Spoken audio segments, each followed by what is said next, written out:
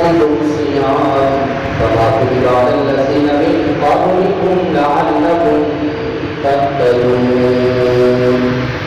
Doctor بھائیوں بزرگوں دوستوں ساتھیوں، خطبہ رسولہ میں جو آپ کے سامنے آیت بینات نہیں ہے، رب العالمین بیان فرماتے ہیں کہ روزے صرف تم پر فرض نہیں تھے، تم سے پہلے جتنی بھی امتیں گزری ہیں سب کو ہم نے روزے کی عبادت کروائی ہے۔ اللہ نے ان کو بھی روزے کا مکلف بنایا، ہمیں بھی بنایا۔ مقصد کیا ہے کہ روزے رکھوانے کا؟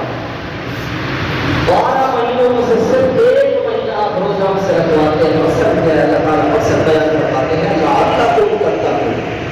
تاکہ تم بچنے والے بن جاؤ، تمہارے اندر خشیت الہی، خوف الہی، ڈر پیدا ہو جائے۔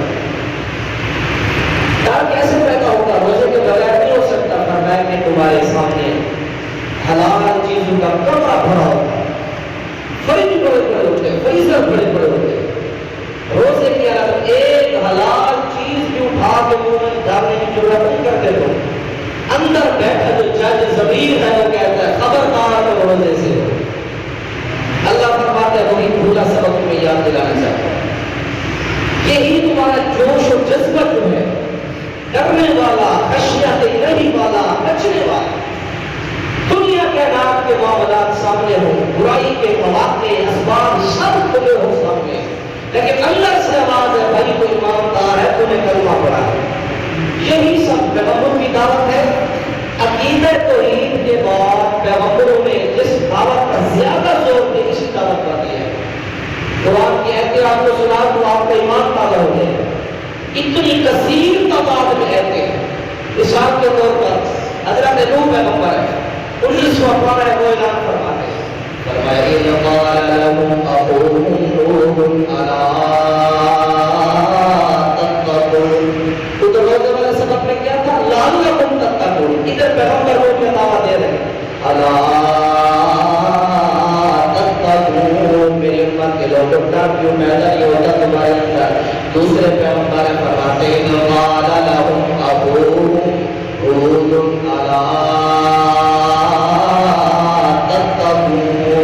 قرآن کے اندر تیسرے پیغمبر کا تذکرہ فرمائے جو قال لهم صالح الا تتقون۔ چوتھے پیغمبر کا تذکرہ ہے تو فرمائے جو قال لهم اخوهم نوح الا تتقون۔ سب یہی کہہ رہے ہیں میری امت کے لوگوں ڈر پیدا کرو۔ پانچویں پیغمبر حضرت شعیب علیہ السلام فرماتے ہیں اذ قال لهم شعیب الا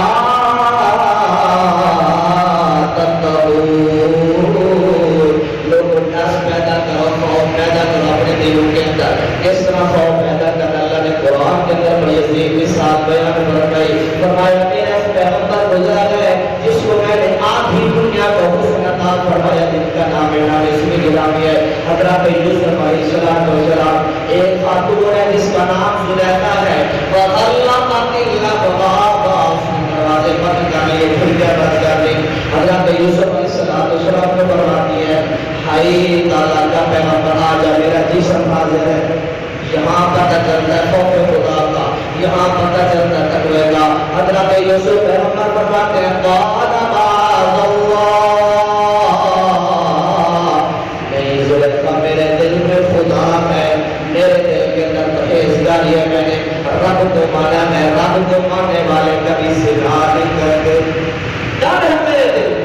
اللہ کہتا ہے میرے بندو یہی ڈر تمہیں مجھے بتوا کے میں پیدا کرنا چاہتا ہوں۔ آج کے تمہارے دلوں کے اندر یہی جذبہ 11 مہینوں کے اندر ہونا چاہیے۔ اللہ کریم کے پیغمبر فرماتے لوگوں، اللہ کریم کے رسول نے فرمایا اس بندے کو عرش کا سایہ اللہ کریم نصیب فرمائیں گے۔ وَرَجُلٌ طَلَبَتْهُ ذَا مَنْصَبٍ وَجَمَالٍ، وہ عورت ایک عورت خوبصورت بھی ہے، مقام و مرتبے والی بھی ہے، اللہ نے اس کو حسن کی بے انتہا سے رنگا ہے۔ وہ کسی نوجوان کو بلاتی ہے آ میرا نفس میری جان تیرے لیے حاضر ہے۔ آگے سے اللہ کے نبی نے فرمایا وہ جوان کہتا ہے انی اخاف اللہ،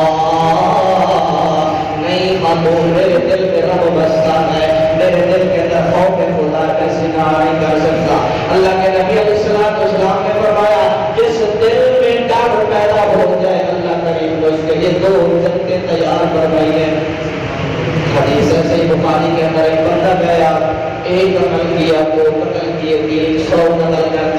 100 قتل کرنے کے بعد اپنے بچوں کو وصیت کرتے یار جب میں مر جاؤں میں نے گناہ بہت زیادہ کیے ہوئے ہیں میرے جسم کو ساڑ دینا جلا دینا آدھی میری رات سمندر میں ڈال دینا آدھی میری رات اٹھا کے مٹی کے اندر مکس کر دینا تاکہ میرا وجود میرا نام نشان ختم ہو جائے جب یہ بندہ مر گیا تھا اس کے بعد اللہ کریم نے سمندر کو حکم دیا اے سمندر اس کے جسم کی جتنی رات تیرے اندر آئی ہے جلدی بہر نکال ساری رات بہر آ گئی اللہ نے مٹی کو بھی ڈھونڈ دیا سارا وہ سارا اس کے جسم کا وہ مال سارا مٹی جمع ہو گئی اللہ نے انسان دیا کر کے فرمایا میرا بندہ تو نے یہ کیوں کیا آگے کہتا ہے انی اخاف اللہ اے اللہ میں نے تیرے ڈر کی وجہ سے سارا کچھ کیا ہے اللہ کریم فرماتے ہیں ولی من خاف مقام ربہ جنتان جو بندہ ڈر گیا رب نے اس کے لیے دو جنتیں تیار کی ہیں یہی بڑی خلاصہ ہے روزے کا اگر 30 دن سہجے افطاریاں کر کے عبادات اور ریاستیں کر کے یہ مقصد نہیں حاصل ہوا یا کوئی 20 30 سال 80 سال کی ضائع ہو گئی کلمہ پڑھنے کے بعد یہ ہے اللہ نے جو سبق ہر سال سکھاتا ہے وہ ہے ڈر والا کلمہ پڑھنے والے کے دل میں ڈر نہیں ہے وہ قتل کرے گا وہ چوریاں کرے گا وہ زنا کرے گا دنیا کے نام کی ہر برائی کو کرے گا جب اس کے دل میں کلمہ پڑھنے کے بعد ڈر نہیں ہو اگر ڈر ہمارے دلوں میں پیدا ہو گیا کلمہ پڑھنے کے بعد ایک مثالی اور بہترین مسلمان ہم بن سکتے ہیں ایک بندہ مسلمان ہو جس کا نام ابو مرثد ہے جامع ترمذی شریف کے حدیث ہے اللہ کے نبی مسلمان ہو تو ایک شرط میری مانے مجھے چوری کی عادت ہے یہ مجھے اجازت آپ دے آپ نے فرمایا ٹھیک ہے میری بات مکہ سے جاتا جو مسلمان قیدی جو تھے کافروں کے ڈرے میں وہاں سے آدھی رات کو جاتا ایک قیدی اپنے کندھے میں اٹھا کر مدینہ شریف میں چھوڑ دیا اور پھر سارا دن تسبیح اللہ اللہ کرتا رہے یہ سلسلہ چلتا رہا ایک دن کہتا ہے کہ چاند رات ہے میں گیا اسلام لانے سے پہلے ایک اناپ نام عورت کے ساتھ میرا تعلق تھا اس نے جب چاند کی روشنی میں میرا چہرہ دیکھا اور فرمایا اچھا تو ہے ہاں میں نے فرمایا کہ آؤ وہی جو پرانا ربط تھا وہ رشتہ تھا وہ ناتا تھا میں حاضر ہوں اگر آپ ابو مرثد بتاتے ہیں خاتون میں نے حسن محمد دیکھ لیا ہے حسن محمد دیکھنے کے بعد اب کسی حسن کی ضرورت نہیں رہی اب وہ برائیاں سب ختم ہو گئی 3 بندے جا کر کار کے اندر چھپ گئے بارش آ رہی ہے پتھر آیا منہ بند ہو گیا دھکا لگا کے پریشان ہو گیا پتھر نہیں کرتا تینوں دعائیں کرتے اللہ ایک کہتا اللہ میں نے اپنی چچا زاد لڑکی کے ساتھ دعائی کا پروگرام بنا لیا اللہ میں نے رقم بھی جمع کر لی اللہ 4 ساموں کے درمیان بھی بیٹھ گیا اللہ اس لڑکی نے میرا خوف دلایا اللہ میں نے کیا ارادہ کر دیا رب نے وہ پتھر جو تھا پار کا منہ کے اوپر جو آگے پار کا راستہ بند کر دیا اللہ کریم کی قدرت سے پتھر ہٹا وہ راستہ کھل گئے یہ چلتے گئے مشکل اللہ ختم کرتا ہے جب خوف خدا آ جائے اللہ تعالیٰ سے دعا کرے اللہ تعالیٰ ہمیں یہ روزے کا مقصد عطا فرمائے روزے کا جو یہ مقصد ہے منہج ہے اللہ تعالیٰ ہم سب کو یہ عطا فرمائے اگر یہ حاصل نہیں ہوا تو کوئی فائدہ نہیں عبادات کا روزے رکھنے کا تسبیحات اعتکافات جتنی باتیں کرتے رہے مقصد جب حاصل نہیں ہوگا نماز پڑھیے حیا نہیں آیا آپ کے اندر نماز پڑھ کے جا کے ہم نے شرابیں پی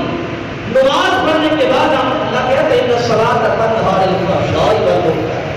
اور جس نمازی کو نماز برائی سے نہیں روکتی وہ اس سے اثر کو حلاوت نہیں لیتا اس کی نماز پڑھنے کا فائدہ نہیں ہے اس کی دعا میں اللہ یہ ہمیں اس کا مقصد بھی عطا فرما دے سبحان ربک رب العزت عما یصفون وسلام علی المرسلین والحمد للہ